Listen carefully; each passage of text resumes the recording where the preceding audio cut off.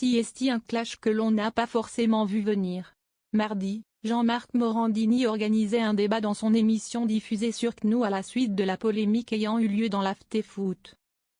Le programme phare de RMC était dans la tourmente après avoir notamment invité la députée Renaissance des Français de l'étranger, Caroline Yadan, co-auteur avec le député RN Julien Audoul d'un rapport sur le communautarisme dans le sport. Très vite, les débats se sont portés sur la communauté musulmane, poussant certains auditeurs à appeler au boycott de l'émission face aux propos jugés déplacés de la femme politique. Gros clash entre Daniel Riolo et Jean-Marc Morandini. La controverse fut telle que le lendemain, Gilbert Bribois, animateur emblématique de l'AFT, avait présenté ses excuses. Walid Acherchour, chroniqueur de l'émission, avait lui fait part de son souhait de se mettre en retrait du programme. Sur le plateau de Jean-Marc Morandini, le député LR Anthony Samamassen était pris à l'équipe de l'After-Foot en lui reprochant d'avoir fait son mea culpa face à la polémique. Il fait preuve d'une faiblesse et d'une couardise exceptionnelle, a-t-il notamment lancé. Sur les réseaux sociaux, Daniel Riolo a rapidement eu vent de cet extrait et n'a pas manqué de commenter directement sous la page Twitter de Jean-Marc Morandini.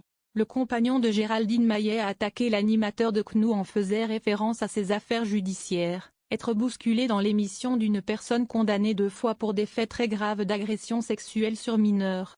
Là franchement quel honneur. Que l'after soit insulté depuis 3 jours par les deux extrêmes c'est pas si mal finalement. Jean-Marc Morandini s'est empressé de rétorquer en menaçant l'éditorialiste sportif de poursuites judiciaires, donc en plus d'être soumis, tu es un menteur. D'une part aucune réponse sur le fond et pour ta seule défense un argument inventé d'agression sexuelle sur mineurs. Soit tu retires dans l'heure, soit je t'attaque en diffamation. Le procès concerne des SMS et aucune agression. Tu es censé être journaliste donc savoir ce que tu dis. Les affaires judiciaires de Jean-Marc Morandini.